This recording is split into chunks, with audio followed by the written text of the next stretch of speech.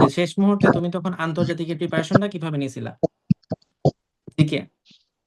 আন্তর্জাতিকের preparation যেটা নিছিলাম সেটা হচ্ছে ভাই, আমাদের যে বিসিএস এর যে কোশ্চেন গুলা আছে আর চাকরির যে কোশ্চেন গুলা কোশ্চেন ব্যাংক থেকে ওইগুলাই দেখছিলাম মোটামুটি। আর আর হচ্ছে যেটা বলবো, সাম্প্রতিকটা একটু খেয়াল রাখতে হবে। আমাদের খবরের কাগজ বা টিভি বলেন, মানে মোটামুটি যেটা যেমন আমাদের সময় ইসরায়েল ফিলিস্তিন যে যুদ্ধটা অনেক ইম্পর্টেন্স ছিল। তারপরে আপনার অন্যান্য যে গোয়েন্দা সংস্থা সম্পর্কিত যে ব্যাপার স্যাপার গুলো, এগুলো বেশ পিকে ছিল সেই টাইমটাতে।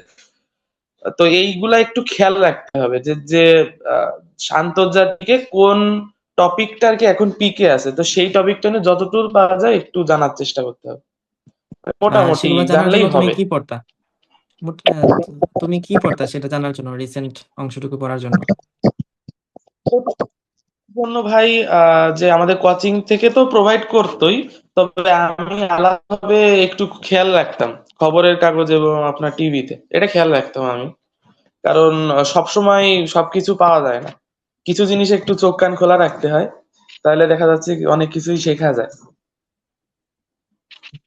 ওকে।